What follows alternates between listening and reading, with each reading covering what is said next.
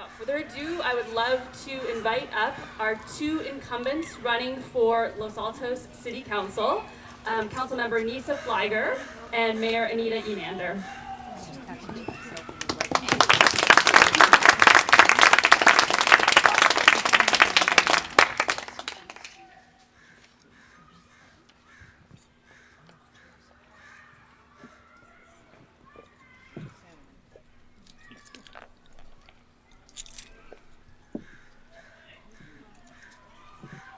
And Mayor Enander, since you have the E starting your last name, you will go first for your 2-minute opening statement, and feel free to begin whenever you're ready. I'm going to stand up.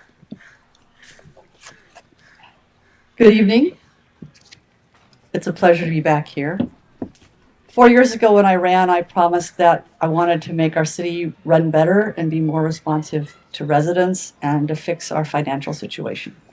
We've done some great things in the past 4 years, and I'm going to say some nice things about my colleague here because she and I worked together to hire our current city manager who has made such a spectacular changes in our city.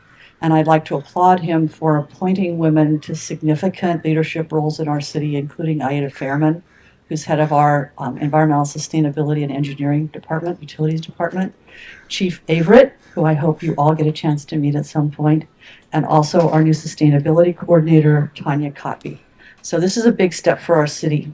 We also fixed our finances. We frankly didn't know how much money we had, where we had it, and what we could spend. And we've done a tremendous amount of work through that department to figure that out. That also led us to be able to set up a good 5-year plan for repairing our infrastructure, taking care of maintenance things that had been allowed to lapse, equipment that was worn out, and so on. And then tackled some long-term problems, including finding a permanent home for the Friends of the Library, getting our first dog parks, things that we thought were never going to happen in Los Altos are finally done. And then the most important thing I think that we've achieved that we thought we'd never have was an all-affordable housing project that we approved last week.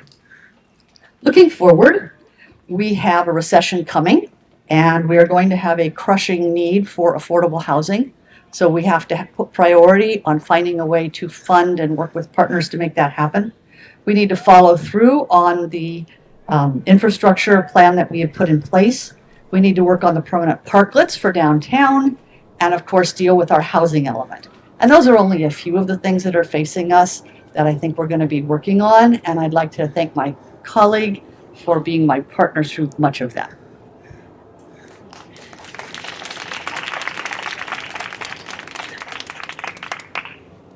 Thank you. Good afternoon, everybody. Thank you so much for being here. Special thanks to the Los Altos Women's Caucus for hosting this event during every election cycle. It is a very special event where we get to hear from the female candidates. And as a proud member of the Women's Caucus and someone who believes in the mission, I proudly stand here and encourage everybody here, if you're not familiar with the Women's Caucus, please get familiar with us, reach out to us and let us know if we can support you. Daphne, thanks for hosting and being the moderator tonight. Neysa Fligor, it's been an honor to serve as your mayor and council member the last 4 years. I am running for re-election because I do believe my balanced leadership will continue to serve Los Altos well.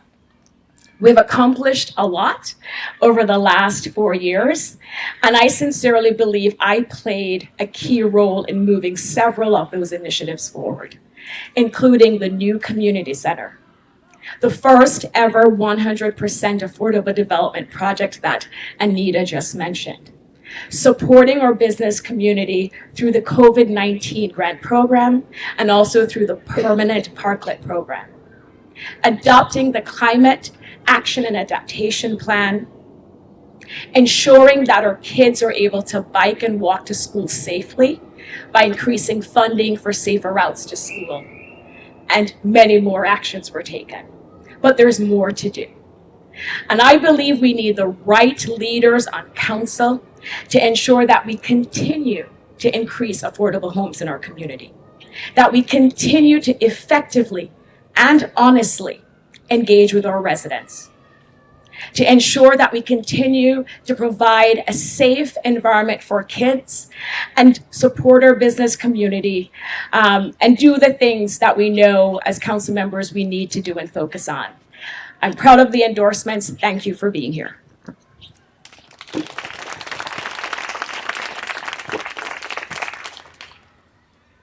Thank you both for those opening statements. The first question is about the city's finances. So we are also, I forgot to mention that we are going to rotate who starts answering the questions. So for the first question, this will go to Councilmember Fligor, and Mayor Enander can be second. So if elected, what 3 things would you do to put our city on stronger financial footing? And you might want to touch on in your answer the fees that are going to legal fees that the city has been spending.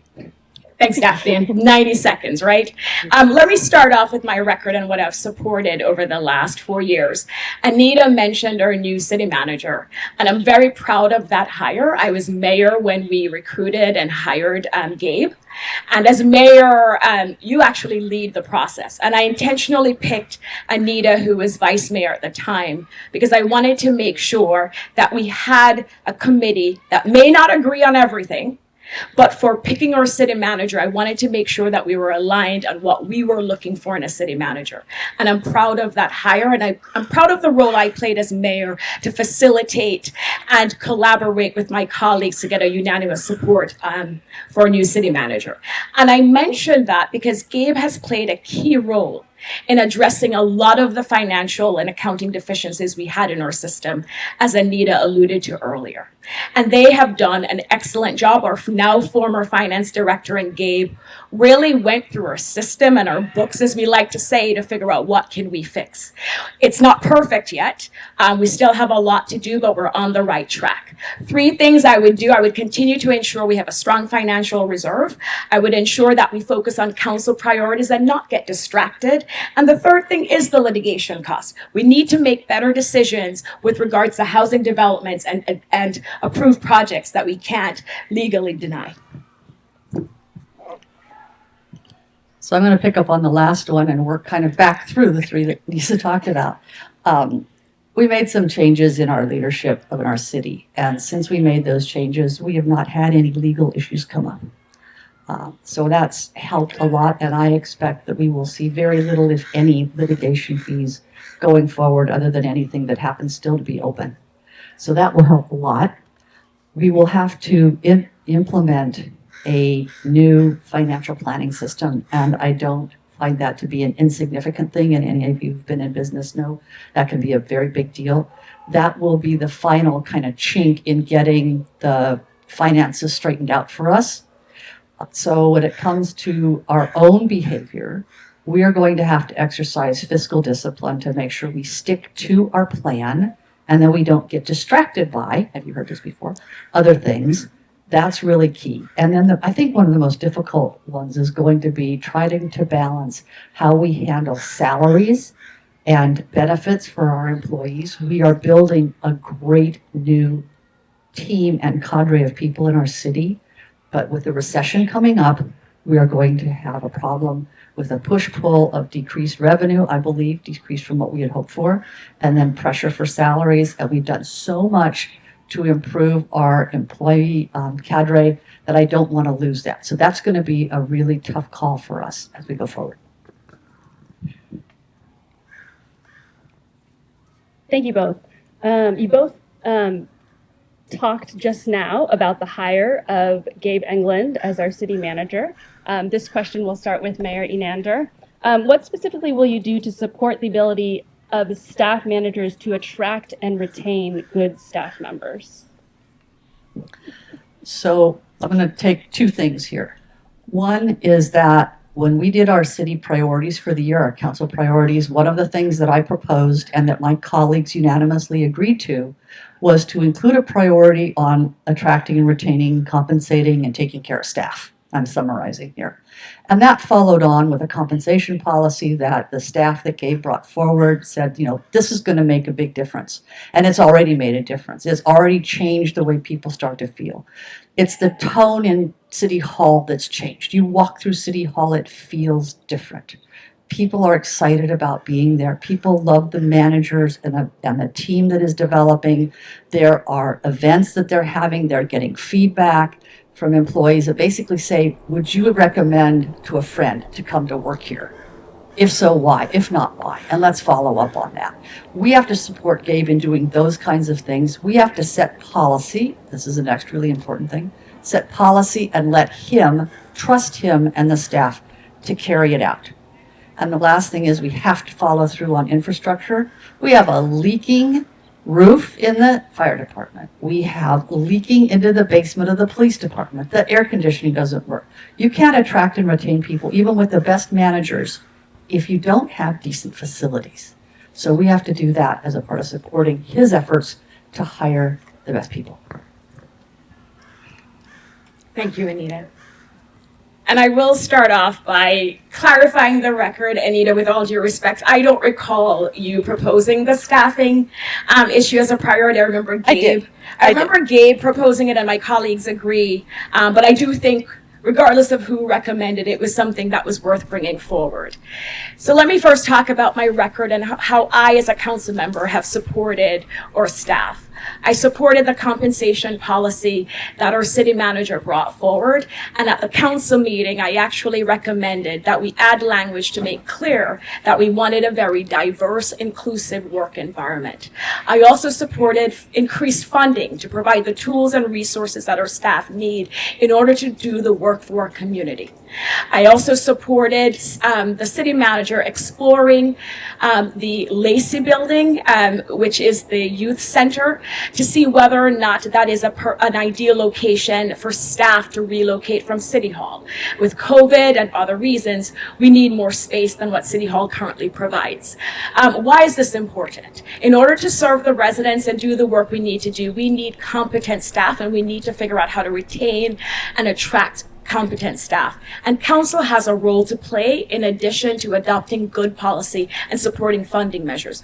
We also need to make sure that we respect, we support, and we appreciate our staff, and they know that. We do not manage them, but we do engage with them, and it's very important how we treat them. Thank you.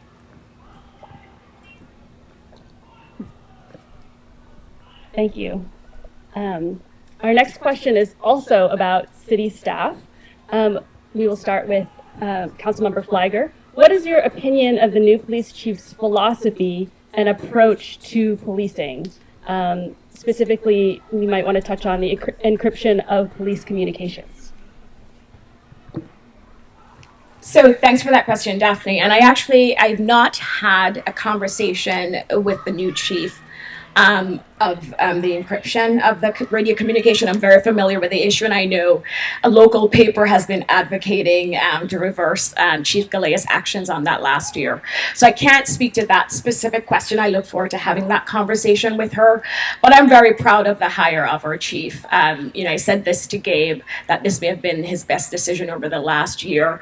African-American female, just very energetic and community focused. I went to lunch with her, had a very too long of a conversation. We were both running late for our next appointment. But I think, I encourage everybody to meet her. She's wonderful.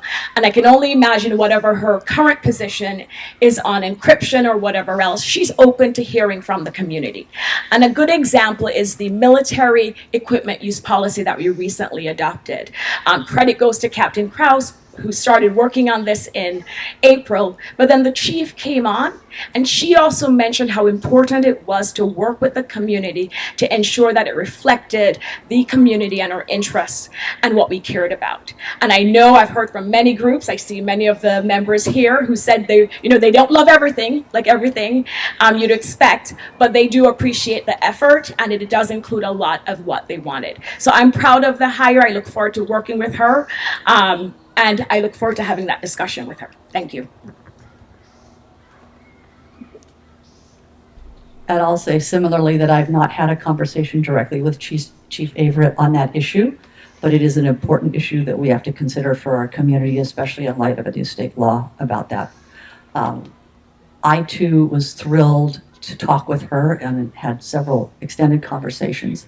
Before she came on board, however, and this is one of the things that I know my colleague will remember, when you're mayor, yeah, there's a lot of, ceremonial things you do, but you also are involved in setting up the agenda. And one of the things that I talked with Gabe about was, when were we going to bring that, the issue on military equipment forward? And we knew we had a new chief coming on board, and we talked about the pros and cons of waiting, and then waiting until she was here and could have a chance to work with the community and put her own hands on that policy. So it's one of those hidden things that people don't know that mayors do, is to work on kind of strategically, when do you bring things forward and how do you arrange for the community to be involved?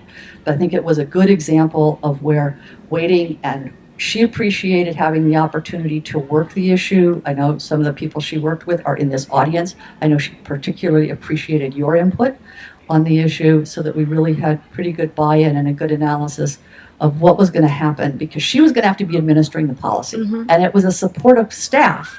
It's a way of supporting staff to say, let me respect you by saying, we're going to wait till you get here before we pass this and let you deal with it. And she appreciated that. This next question was submitted by an audience member. It is specifically for Mayor Enander.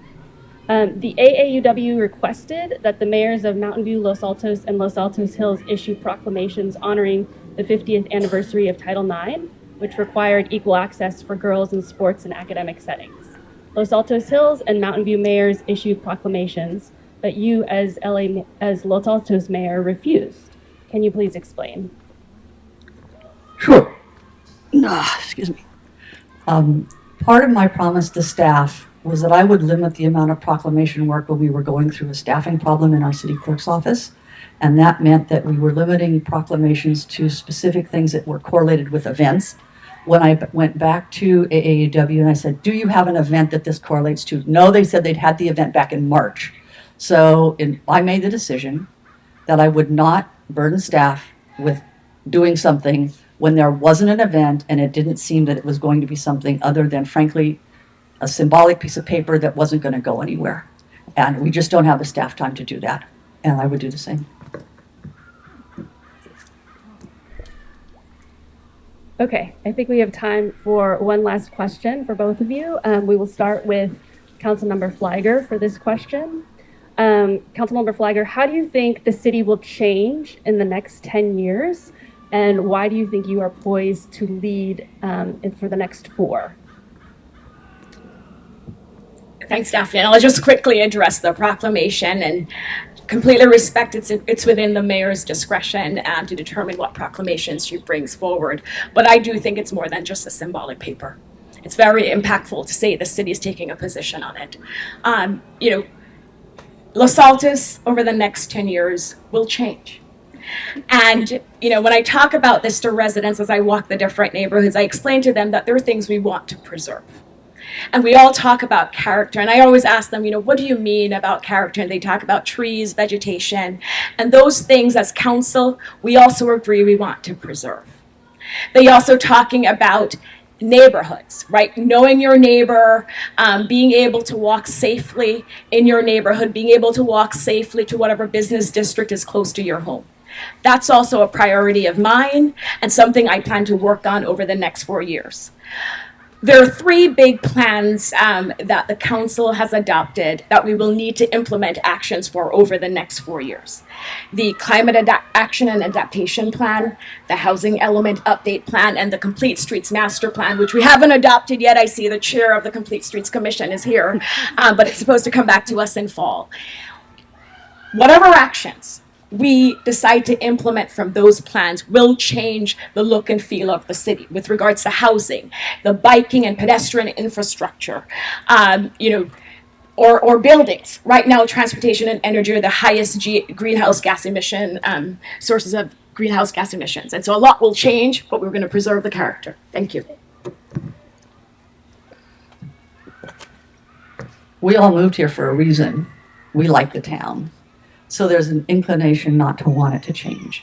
It's going to have to change if we continue to have more population. That's a question. Are we really going to have more population? The state thinks we will. We're supposed to be planning for more housing. We don't know whether that'll happen or not. If we go into a heavy-duty recession, it may not happen, and that will affect the outcome of how much we change in the next 10 years.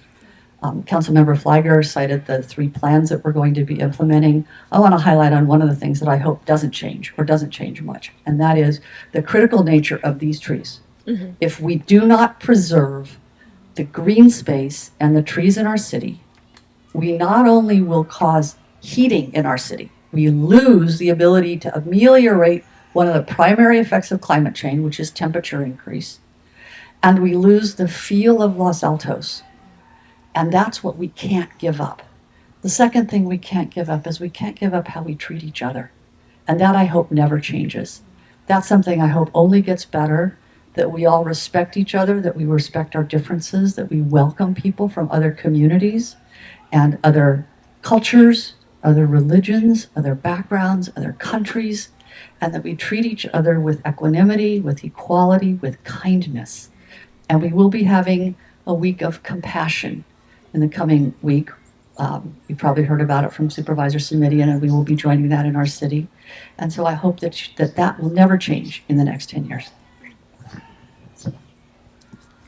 Thank you so much to Councilmember Fligor and Mayor Enander for joining us tonight.